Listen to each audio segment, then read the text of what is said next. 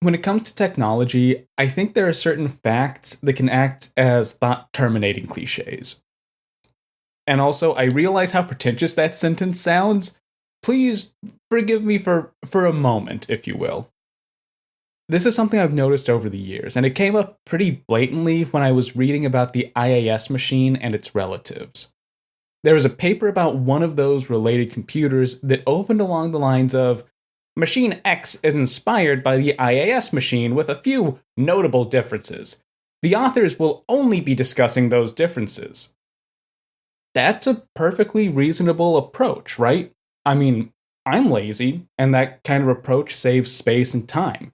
You're basically just saying, hey, you know most of this already. Let's just look at the changes. That relationship is the crucial fact here. This technology is like that other technology. You may get into the differences, you may even summarize what's similar, but that one fact kind of ends a big part of the discussion. I've ran into this a number of times over the years, and it's starting to really bug me. You may be able to tell. You can find many primary sources that follow this pattern. And don't get me wrong, it's really nice to have contemporary sources that explain technology, especially when those explanations put things in the larger context. The issue, however, is what that fact of relation stops. The 68,000 was inspired by the PDP-11. Here are some of the ways it's similar, and some ways it's different. What's missing there? It's the why. If you go cruising, you'll find very few sources that will say why one technology was based off another technology. Yet you'll find plenty of papers that explain that there is, in fact, a connection, and here's how the new technology is slightly different. It's actually very innovative if you look at the details. So, why are things this way? Well, I think it has to do with, well, that one nice word, context. In the 1970s, the PDP-11 was one of the better designed computers out there. If you were designing a new machine, well, of course you'd be inspired. Why would you need to write that down? Everyone knows the PDP-11 is a great design. In the 1980s, the PC was the most successful computer out there, so of course if you wanted to make a new computer, you'd make it PC compatible. Why would you need to explain that to your audience? Why would a reader ever need to know that context? I mean, they're only going to be reading this paper for the next few months, right?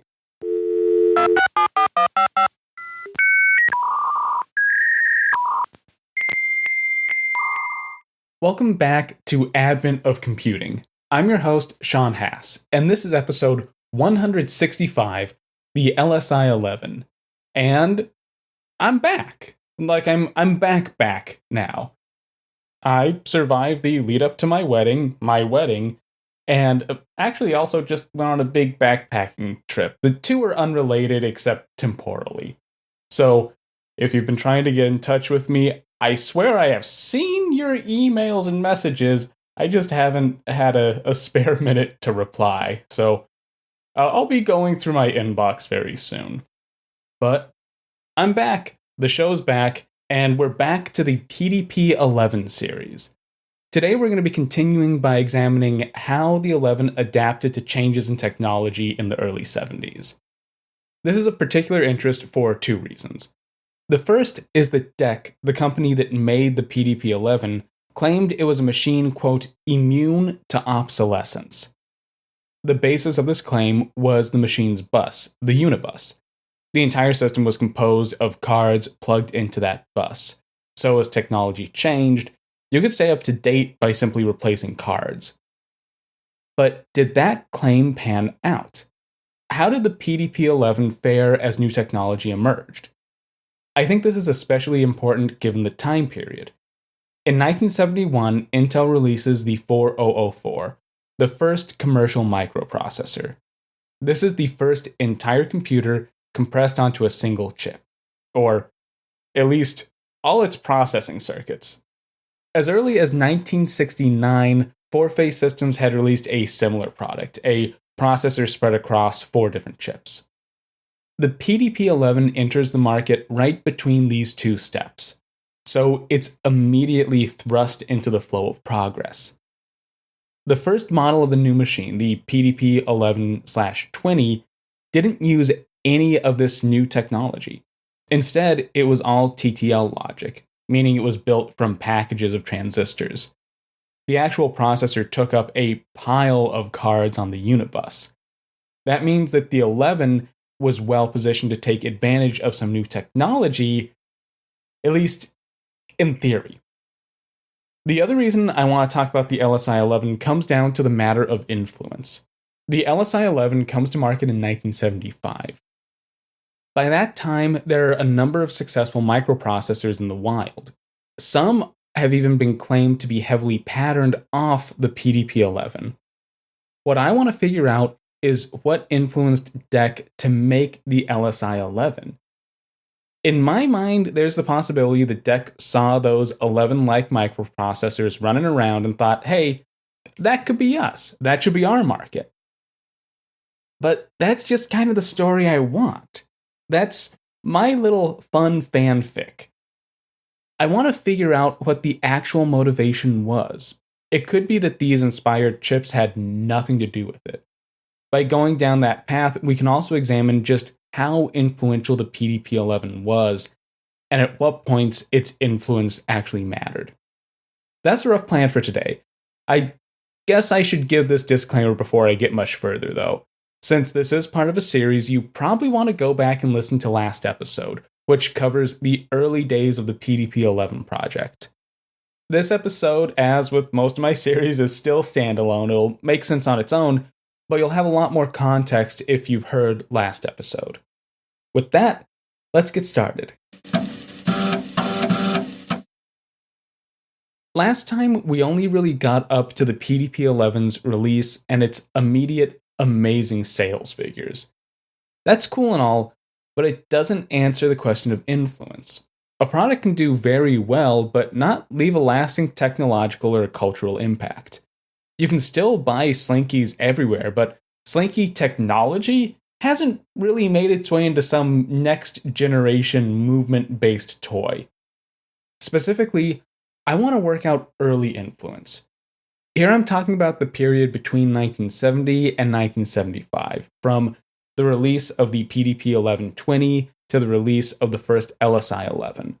That should give us a good understanding of how impactful the PDP-11 was back in its day, and give us a foundation to answer some other questions.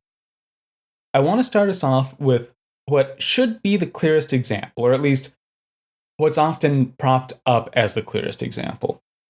In 1971, Motorola started efforts to develop their first microprocessor. That would lead to the Motorola 6800, released in 1974. In an oral history, Jeff Lavelle, engineering director of the 6800 project, explicitly states that this chip was inspired by the PDP-11. To quote, "That was the time of the PDP-11, and it was the great high-technology computer at the time. So a little mini thing with a lot of switches, and so that was a neat architecture, and we liked that a lot.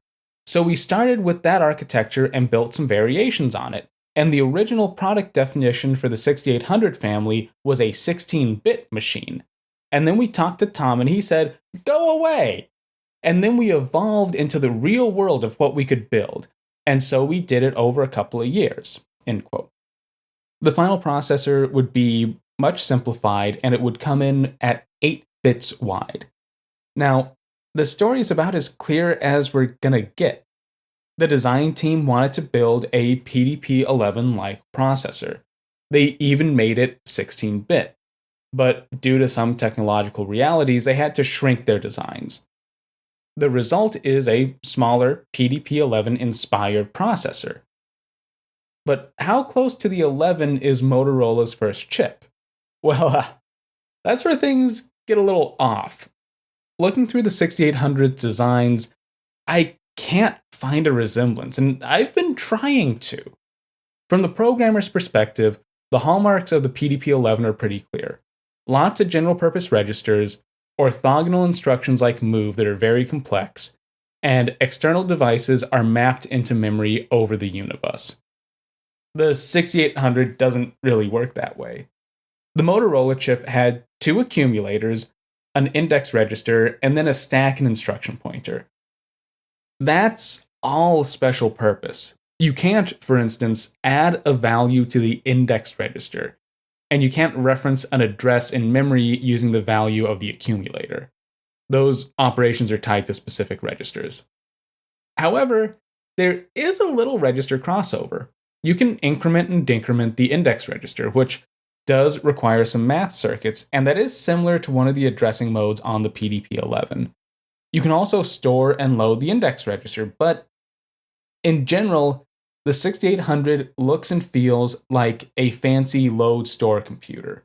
That's something the PDP-11 very much was not. Now, it would be unfair if I didn't air other arguments. I don't personally see the resemblance here, but some will argue that the 6800 is clearly taking cues from the PDP-11. The core of that argument comes down to the instruction set.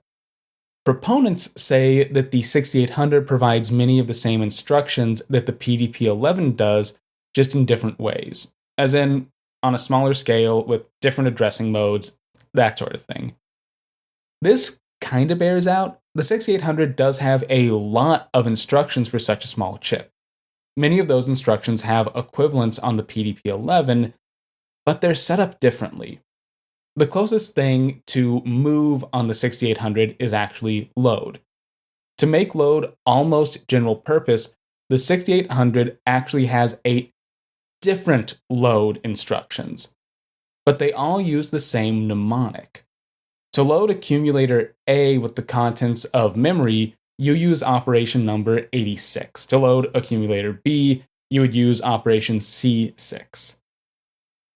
Contrast that to the PDP-11's move. That one instruction works for everything and just takes arguments to specify what the source and destination are. Move is only one operation. It's not a sneaky set of operations with the same name. But there is something else here. If you look through both computers' instruction lists, you'll find there are no instructions for handling input and output to external devices. That's because the PDP-11 uses memory-mapped I/O to handle that job. Every external device is just treated like a special region of memory. The 6800 does the same thing. That is an undeniable influence. So what we get here is a bit of a mixed bag. The 6800 has some similarities to the PDP-11, but the resemblance is vague at best. There's just like one or two similar ideas. It also doesn't help matters that when folks say there is a relation, they don't really explain their reasoning. They just end it there. For instance, take this example from Paul Ceruzzi's A History of Modern Computing. Quote, "The microprocessor phenomenon passed the PDP-11 by, even though elements of its architecture turned up in microprocessor designs, especially the Motorola 6800. End quote. The claim there is in parentheses. And here's the best part. There is a citation at the end of the sentence. Ceruzzi cites a conversation he had with C. Gordon Bell, an architect who worked at DEC and not at Motorola. That's not exactly the strongest argument in the world. So again, the 6800 is a bit of a mixed bag here. But what about other early microprocessors? Early on, we don't really get much else. Intel's chips in this period follow their own lineage. That's pretty true of all other chips on the market as well. I'm sure some are taking a few cues from larger machines, but none are wholesale implementing a PDP-11 on a chip. And there's a simple reason for that: complexity. Up to 1975, microprocessors use 4,000 or fewer transistors. That's not a whole lot of power to work with. As a result, they're pretty simple affairs. Like Lavelle said, they may have wanted a PDP-11 on a chip, but it simply was too complicated for the technology of the day. It wasn't realistic. We can see this bear out as we reach the end of the 1970s. In 1979, two important processors come out, the Motorola 68000 and the Intel 8086. Both have large instruction sets full of very complex instructions. They use memory mapped I/O. They have lots and lots of general purpose registers that are truly general purpose, and even move instructions. The resemblances here are clear. In the case of the 68000, we have oral histories where its designers start up by saying they were inspired by the PDP-11. The quotes are kind of rambly, so I'm not going to repeat them here. You can find them, though. What's weird with the 8086 is I don't have a smoking gun for the connection. I just know the chip looks very, very, very similar to the PDP-11 with some weird legacy features. This is especially weird to me because the 8086 was kind of designed by a single guy at Intel. Recall that it was meant as a quick and dirty job to retain customers while another project wrapped. But there's nothing that says, oh yeah, I made that chip like the PDP-11 because I like the PDP-11. It just kind of is that way. The larger meta reason for these 11 likes is, again, complexity. The 8086 uses 29,000 transistors. The 68000 used, and get this, 68,000 transistors. Pretty good naming convention, huh?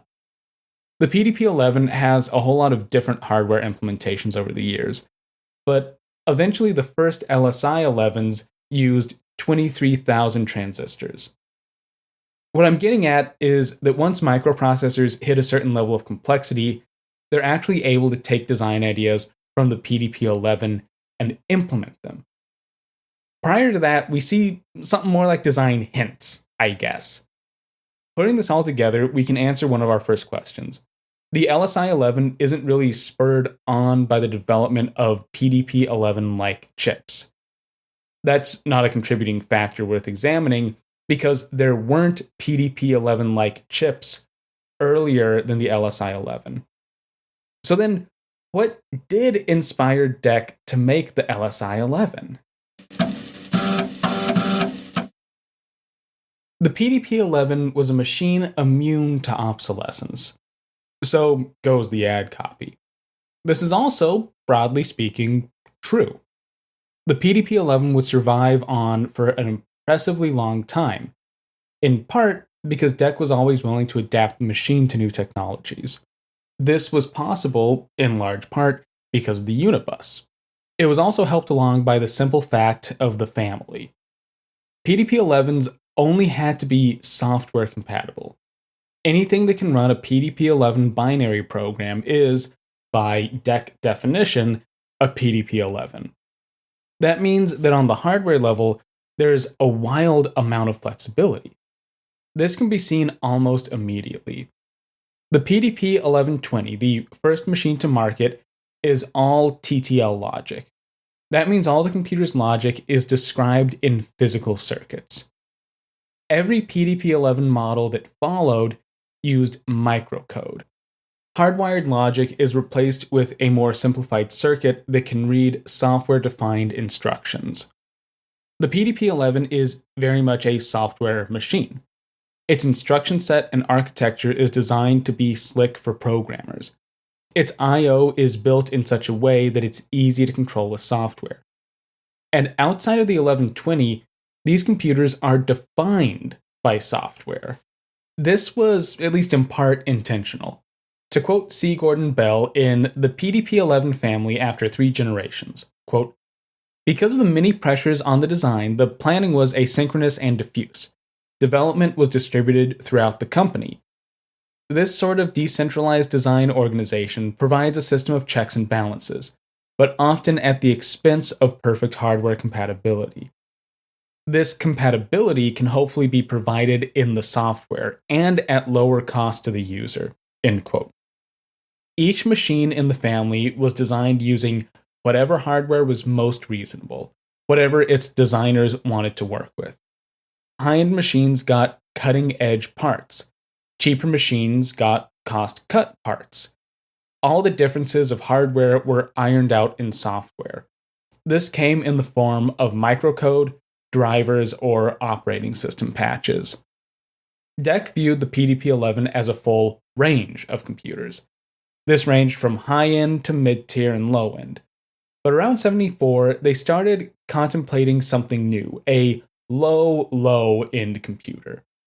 Initial memos identified this as a, quote, computer on a board, as in a PDP-11 that could live on a single circuit board. That idea is very close to a microcomputer. The core concept is to make a computer that's as cheap as possible. A difference here is the compatibility aspect. This new single-board computer had to be a PDP-11. It had to be compatible. That meant that DEC couldn't use off-the-shelf components. Recall, there was no microprocessor out there as of yet that was compatible with the PDP-11. This is where we get to a bit of an issue. DEC was very much a component kind of house. Their first products were laboratory modules, simple circuit boards populated with semiconductor components. DEC then turned around and used those components to build their own computers. DEC would keep up a certain level of vertical integration throughout their history, but that would only go so deep. DEC's integration would stop at around the silicon level. They didn't make their own semiconductors or integrated circuits. That had worked out just fine for other PDP-11 systems. Those used custom circuit boards with off-the-shelf ICs soldered in. But to make an entire PDP-11 on a board, they would need much smaller components. They would need custom ICs. For this, DEC turned to Western Digital. Now, I know whenever I hear Western Digital or WD, I think about hard drives. But back in the day, WD was a Simco. They made calculator chips as well as some custom work. Why specifically work with Western Digital on this project? Well, it turns out that was actually a question at the time. It was asked in a 1974 article in Electronics magazine. Andrew Knowles, who helped manage the LSI-11 project on the DEC side, gave two reasons. I'm paraphrasing here because the Electronics magazine article is kind of poorly worded, but here's what the answer was. First, Western Digital could fabricate in-channel MOS integrated circuits. For the time, those were the fastest type of integrated circuits, so the technology was right. And second, the team at WD was familiar with the PDP-11 architecture. The documents around that particular claim aren't forthcoming here, but I'm betting that familiarity is due to the fact that the PDP-11 was everywhere by 1974. WD probably had at least one in their main office. The contract details here are actually pretty interesting. DEC paid WD $6.3 million to deliver a custom chipset. DEC would get to use those chips for the LSI-11, and Western Digital would be allowed to sell that chip to other vendors. How exactly does that work, though? Is Western Digital going to be selling PDP-11s on chips to anyone? Well, no, not at all. And that's the neat part. The chipset that Western Digital produced isn't really a PDP-11. Instead, it's a microcode engine. The chipset is more accurately called the MCP1600, the multi-chip processor. Again, this isn't a single chip. Instead, we get three. One is a control chip, which is where microcode gets executed. Another is a combination of register space and arithmetic logic circuits. And the final is the all-powerful microm. It's a ROM where microcode is stored. That's all it is. Together, that's all you need to make a processor, just broken up into a few different chips. This wasn't a really uncommon setup for the period. The Intel 4004 was the first single-chip microprocessor on the market. That wasn't released until 71. But crucially, the 4004 is a very, very simple processor. It's 4-bit and not even sophisticated enough to use microcode. I mean, the thing only had 2300 transistors. Prior to the 4004, there were multi-chip processors. Now, of course, the language here gets a little messy since the term microprocessor was just being created in the period. One of these multi-chip systems, the AL1, was released all the way back in 1969. So Western Digital isn't breaking any ground here. And remember, DEC doesn't even necessarily want a single chip processor. The All Electronic Corp is trying to optimize for board cost. That includes, of course, cost of development. Trying to cram an entire PDP-11 into a single chip using 1974 technology, that may not have even been possible. If it was, it would probably take some huge leaps and bounds, which would be expensive. There's also the matter of form factor to consider. This is something that always sounds kind of funny to me, but it does come up quite often in older documents. You see, there are some practical limits to how you can package integrated circuits. In the 70s, circuits were all packed using through-hole components, and usually as dual inline packages. If you think of the classic little black microchip with the 2 rows of teeth, then you're thinking of a dual inline package, a DIP chip, if you will. In that form factor, there is a limit to how many pins you can have before things get, well, a little ridiculous. You can't have a 200-pin DIP chip. The LSI-11 ended up using 3 chips, and each of those were 40-pin packages. Those were pretty big packages for the time. Now, if you had compressed everything down to a single chip, you'd probably be able to drop some pins, but still, you'd end up with some weird unwieldy size that you probably couldn't buy off-the-shelf packing for. It would be difficult to mass produce, or maybe even need custom machines to manufacture. Again, that would blow up the price. There's another level of savvy going on here that I really dig. So, listener, if you will, dig this. Western Digital designed the chips, the microcode engine, the ROM, the combination ALU register. So then who wrote the microcode? Well, DEC. That was the division of labor. And recall that DEC was already making microcoded PDP-11s. Every model, except for the very first PDP-11, used microcode. The only difference with the LSI-11 is that DEC isn't making all of the hardware. From just a cost perspective, that's really cool. DEC would play to their strong suit and use a little money to make up for where they were lacking internally. This also explains how WD was able to sell the same chipset without selling a PDP-11. The key difference was microcode. Switch out the microm, and you could have an LSI-11, or, well, you could have something vastly different. Western Digital would actually sell machines that ran Pascal on this same chipset. This entire setup is actually strikingly similar to something going on at IBM in this exact same time period. Have you ever heard of the IBM Palm processor? It stands for Put All Logic in Microcode.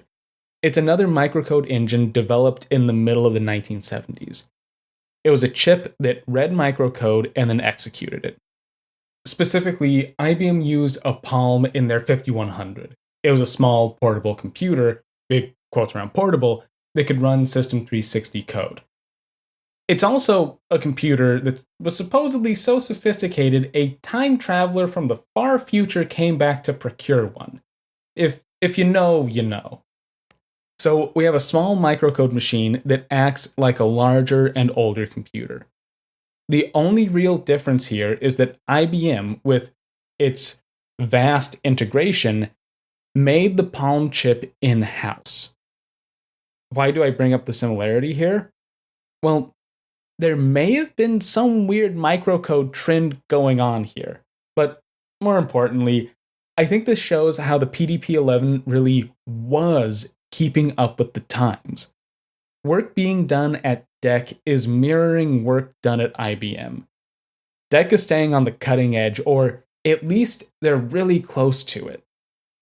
In 1975, DEC would use this new chipset. That year, they released the PDP-11/03, the first LSI-11 powered machine. It could run any PDP-11 software, but with a catch. The 1103 didn't use the Unibus. And that's right. Perhaps the ultimate expression of the PDP-11's power, this new microcode-based LSI computer, has no Unibus. On the surface, that sounds like a huge deal, right? The Unibus was one of the reasons DEC was able to say the PDP-11 was immune to obsolescence. But fear not, because the LSI-11 did have a bus. This was initially called the LSI-11 bus. That's serviceable, but not the best name. It's better known as the Q-bus. Here's the funny thing.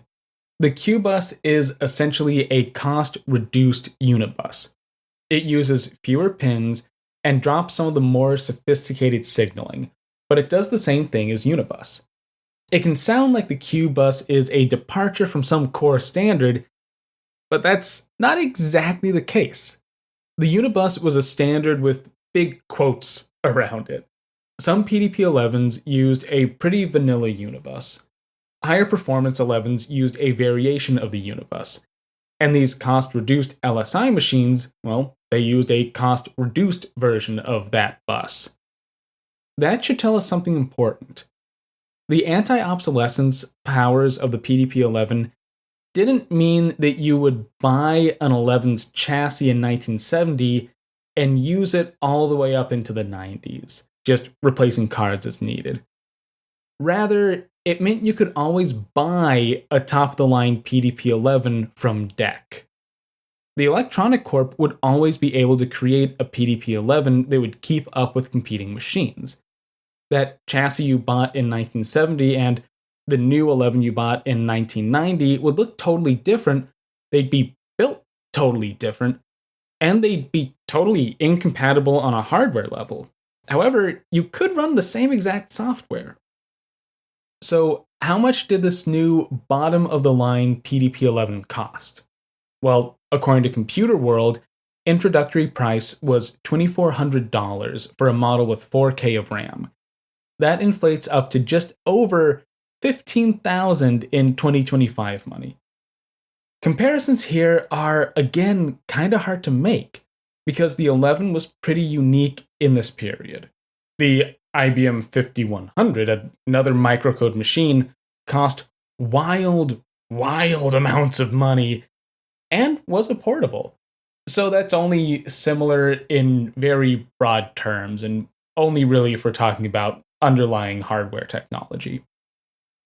Comparison here is difficult, so let me do something unorthodox.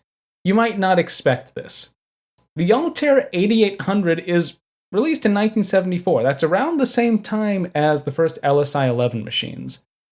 It's the first computer that a hobbyist can realistically buy pre-assembled.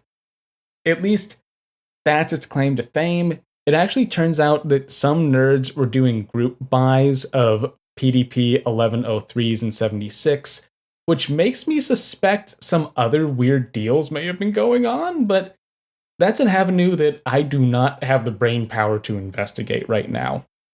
Anyway, a stock and assembled Altair 8800 cost $621 in 1974 money. But that's not really a usable machine. The stock model had no serial or parallel interface, and only came with 256 bytes of RAM. That's bytes with a B, no kilobytes, no megabytes, just bytes. That's enough for a toy, but not enough to even run BASIC. To fully trick out an 8800 with 4K of RAM and with usable I/O, you had to get a bunch of expansion cards. The Altair was built around a bus similar to another computer we may know of. Now, to fully trick out the machine, it would cost you about $1,500 or $10,000 after inflation. Now I know there's a mountain of difference between those two costs, but I bring this up as a comparison because at the time, there were some hobbyists actually comparing the two machines. The cost difference here ends up being $1,000 in 1970s dollars. Again, significant, but hobbyists were already shelling out a lot of money for computer hardware. This is bleeding edge technology. For the extra money, you end up with a machine that's totally complete and has a library of software ready to go. Which brings us, I think, to the most interesting question of all. Where exactly does the LSI-11 show up? Early computer hobbyists were a fascinating breed. They were the classic early adopters. Hobbyists were willing to put up with all kinds of garbage to get a computer to work. The Altair is the perfect example of this ethos. A machine with 256 bytes of memory is barely useful, but groups like the Homebrew Computer Club were absolutely agog with the device. Members figured out all kinds of wild things to do with stock Altairs, and when that got old, they figured out how to expand the machine. That kind of down and scrappy attitude is, to me, a very hardware mentality. To get an early home computer up and running, and to make it useful, you had to be comfortable messing around with hardware. But hardware is only part of the digital equation. To me, it's always the how of software. How do you make a program run? Why, with hardware, of course. And in the case of machines like the Altair and its contemporaries, there were a lot of caveats to that how. This is where the LSI-11 becomes truly fascinating to me. In 1976, Byte ran an article about the new PDP-1103, the first LSI-11 machine. Medium is just as important as message. Byte's tagline was the Small Systems Journal. It was founded in 1975. Think about that for a minute, and then think about the PDP-11. In 1970, the PDP-11 was meant to be a small machine. As the microprocessor hit the scene, the small side of computing shrunk significantly. When Byte is founded, small systems include things like the Altair 8800 or the soon-to-be Sol 20 or Kim 1. These are machines the size of toys that, with a little extra work, can become usable computers. As the small side shrunk, the PDP-11 was no longer a small computer. It was a mini computer, after all. That's something a business or an office buys. But the 11, well, it's a chameleon. It can adapt and overcome anything. With the release of the 1103 and, importantly, the LSI-11 inside, the PDP-11 can suddenly be a microcomputer. It can compete on a different stage. And so it ends up getting covered in Byte next to machines like the Selby and the Apple I. That to me is wild that you could pick up a magazine announcing the Apple I and see benchmarks a few pages away about a PDP-11 model. Okay, so getting back on track, the Byte article from 76.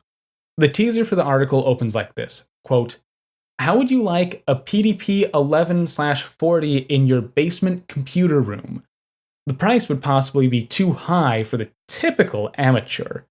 But Digital Equipment Corporation also makes the LSI-11, a microcomputer which implements the PDP-1140 instruction set and inherits a wealth of existing PDP-11 software."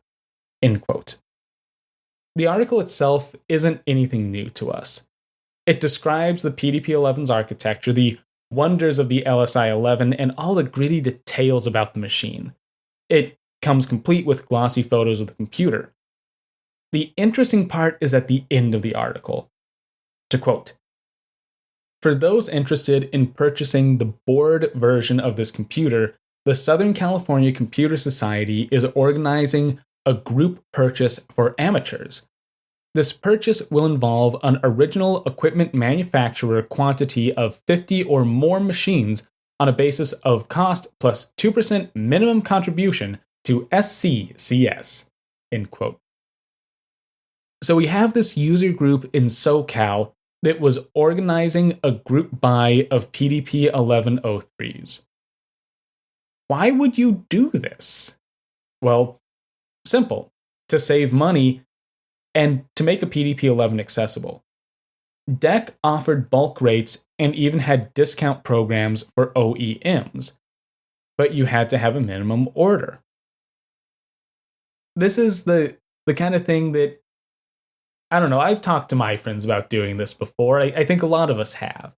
Oh, if we sign an OEM contract and get a big purchase order, we can save a lot of money, and then this server hardware is actually the same cost as a desktop. It's always something you talk about, but never do. But this scheme actually worked. Therein lies, I think, the difference between early hobbyists and today's hobbyists. You get all these stories where the scheming pays off. This is also one of those fun times where one article in a magazine is followed up in another zine. Later that year, Dr. Dobbs' Journal of Calisthenics and Orthodontia ran a letter from one of the hobbyists that was part of the PDP 11 group buy. As an aside, Dr. Dobbs is a great old zine. I have a pile of them in my magazine shelf. The name is a joke about the pain of early home computers. The first issue has the tagline, "Running light without overbite." I assure you, it's very funny in print. Anyway, that letter in Dr. Dobbs explains how the group buy worked out. The Southern California Computer Society got a deal with a subsidiary of SDC, the System Development Corporation.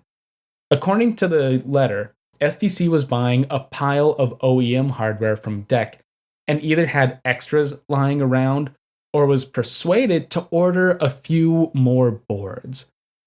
SCCS snuck in on SDC's bulk rates. That let a number of hobbyists get their hands on PDP 11 hardware. How much did that all cost? Well, according to this one letter, a system cost $1,000. That's a really good discount from the whole scheme. That also puts us in the realm of a fully tricked out Altair. And in exchange, the hobbyists got a fully complete computer. That takes all the pain out of home computing. To quote the letter itself, quote, "For about $1K, you get a processor, 8 kilobytes of memory, and a serial I/O card and a backplane fully assembled to industrial standards that works when you plug it in. It took me about 15 minutes to go from box to teletype." End quote. That's about as easy to set up as an Altair. In fact, it might be a little bit easier. You also get a much more powerful and much more useful machine. You instantly have access to DEC's software library. In 1976, user groups were forming around home computers, but the PDP 11 already had long-standing groups. You could hook up with DECUS, which had been around since the literal 1950s. You had access to software, hardware, and practical know-how from decades of experience. In the biz, we call this a turnkey solution. End users normally don't have access to turnkey solutions. It's when you pay a company, you get a product, and you just have to turn the key and it works. No jumping through hoops, no pulling teeth. You get access to support, you get access to anything to make it easier for you. I also find this little chapter hilarious because it shows how scrappy early hobbyists were, just in a different way than usual. The PDP 11 nerds wouldn't have to mess around with hardware. They would be ready to jump into the realm of software in, perhaps, 15 minutes. From here, we can start to venture out into truly bizarre waters. Now, DEC would make a number of models using the LSI-11, and the LSI-11 chipset itself would be refined. Over the next few years, revisions were released, and the chipset would even shrink down to a single chip. This is also the era when we start to see the influence of the PDP 11 at play. The 68000 and the 8086 both come out of the end of the 70s. Those chips would bring the design of the PDP-11 to microcomputers for decades to come. And therein lies a question. DEC was able to make a microprocessor version of the PDP-11. Where were all the 11-based microcomputers? I mean, this has a simple answer. By the early 80s, when these new 11-inspired chips are ascendant, the PDP-11 is a pretty old design. The 68000 and 8086 are also mired in legacy, especially in Intel's case.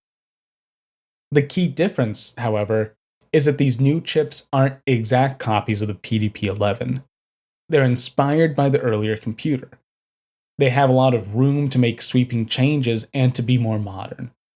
One huge differentiating factor is address bus size. Both of these newer chips could address more memory than the PDP-11. But that's not an interesting answer. Instead, let's look at how the LSI-11 was used outside of DEC. There were actual home computers that used the chipset. It's just that those machines were few and far between. One of the better attested machines was the Heathkit H11. You may have heard of Heathkit before. They were an electronics company that sold kits. I mean, the name kind of speaks for itself. This was originally things like oscilloscopes and power supplies and radios. In the 1970s, they started selling computer kits. The H8 and 8080 machine is probably their best known computer. That machine came out in 1977. The very next year, 1978, the H11 was released. This was a kit computer built around an LSI-11, and it retailed for $1,200. The ads for the machine actually mirror what we saw in the SCCS group buy. Quote, "The world's most powerful microcomputer comes home. Computer hobbyists have always wanted the power and speed of professional machines, but they've had to settle for less. Professional machines were too expensive. Not anymore. Now there's the Heathkit H11." End quote. Ads even call out the fact that with an H11, you have access to DECA's software catalog. You're buying your way into an entire software ecosystem, not into painful tinkering with unproven hardware. Oddly enough, this feels a lot like a turnkey solution, so maybe I should rescind what I said earlier about end users not getting turnkey solutions. Of course, this was still a kit computer.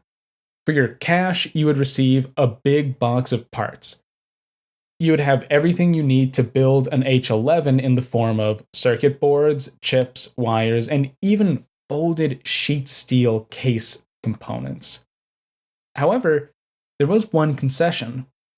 The LSI-11 came as a pre-assembled board. And therein lies the key difference between the LSI-11 and, say, the 8086. DEC in this period sold LSI-11s as complete boards, not as microprocessors. The board hooked into a Q-bus backplane. Compare that to the 8086, which Intel sold as a single chip, and it would just plug into a socket. Why does that difference matter? Well, DEC's approach is something of a double-edged sword. Many OEMs like Heathkit bought up LSI-11 boards. That was often a way to add a computer control to, say, an industrial CNC machine or some other big device that you wanted to computerize. Once you have an LSI-11 board, you have to connect it up to a Q-bus and throw in some memory. Now you have a PDP-11, which is good, because now you have a PDP-11. Who doesn't want a PDP-11? The downside is now you have a PDP-11. You don't really have flexibility with your system design. And as I mentioned, the 11 was starting to show its age. One of its biggest issues was that small address bus. It just couldn't handle as much memory as contemporary microprocessors. These LSI-11 boards also missed the mark on price. I don't have exact OEM pricing, but we can assume it was in the high hundreds of dollars. In 1978, you could get an 8086 for a staggering $80. For that price, an OEM gets more power, more memory, and more design flexibility. An 8086 can be at the heart of basically any computer you want. It ends up becoming synonymous with the IBM PC, but there's actually quite a bit of design diversity prior to the PC. Xerox, for instance, used a number of 8086s in a portable graphics workstation. That's a kind of flexibility that just wasn't quite as possible with an LSI-11. As a result, you get machines like the H11, which is literally just a PDP-11 with some solder joints you have to do on your own. Where still, by the 80s, the LSI-11 isn't giving as much oomph as it used to. In 1984, Byte ran an article that was full of benchmarks for different Unix platforms. This included a pile of different flavors of Unix and also different computers that were capable of running Unix. For us today, I want to look at three crucial machines: the PDP-1123, the IBM XT, and the Sun 2/120. The PDP-1123 is an LSI-11 machine. The IBM XT was just a PC with a hard drive, and the Sun 2 was a Motorola 68000 workstation. This represents the old guard of Unix and two newcomers. All these computers used somewhat similar processors. At least, we can say that the 8088 in the XT and the 68000 in the Sun machine were both very heavily influenced by the PDP-11. Better still, these newcomers were formidable. The comparison to the IBM machine is closer to a wash. The PDP-1123, it wins some, and the XT wins others, but margins are close. The Sun 2, however, beats the pants off the DEC computer. In one of the benchmarks, the Sun 2 is actually 20 seconds faster than the PDP-11. It's no contest. The 68000 is just more powerful than an LSI-11, and that's before you even take memory space into consideration. But that doesn't actually spell doom for the 11. Remember, it's a family of computers. It just happens at the lower end of the family, well, it was a little low. The 1170, a larger member of the family, is still hanging out in these benchmarks. It actually outperforms the micros. There's also a machine that we haven't even touched on yet. You see, DEC wasn't just planning on the PDP-11 dying out. Instead, they expanded the machine. By the end of the 70s, DEC had already introduced the 11's successor, the VAX. This updated the PDP-11's design and expanded to 32-bit. But VAX was on the upper end of things, and will be a tale for another time. Down on the micro side, things were increasingly competitive. Despite its fantastic design, the 11 just couldn't keep up in that part of the market. Over the coming years, the LSI-11 would continue to see improvements.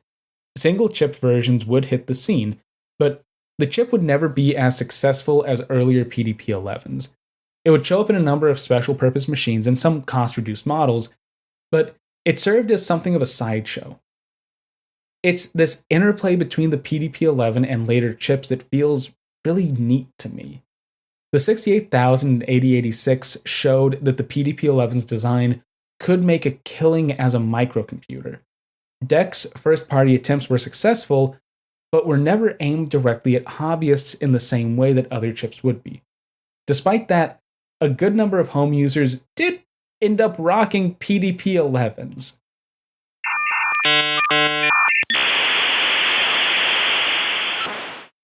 Alright, we've made it through the midpoint of the PDP-11 saga. So, where does this leave us? We've seen the genesis of the PDP-11 and how it adapted to one of the largest changes since sliced bread. We've also seen how it inspired some very important processors. But there's a strange afterlife to these smaller end 11s that we haven't gotten into. Next episode, we're going even further into the future. We'll be looking at the odd places that the PDP-11 snuck into. That will include microcomputers, video game consoles, and even the Soviet Union. Until then, thank you so much for listening to Advent of Computing. You can find everything over at adventofcomputing.com. And as always, have a great rest of your day.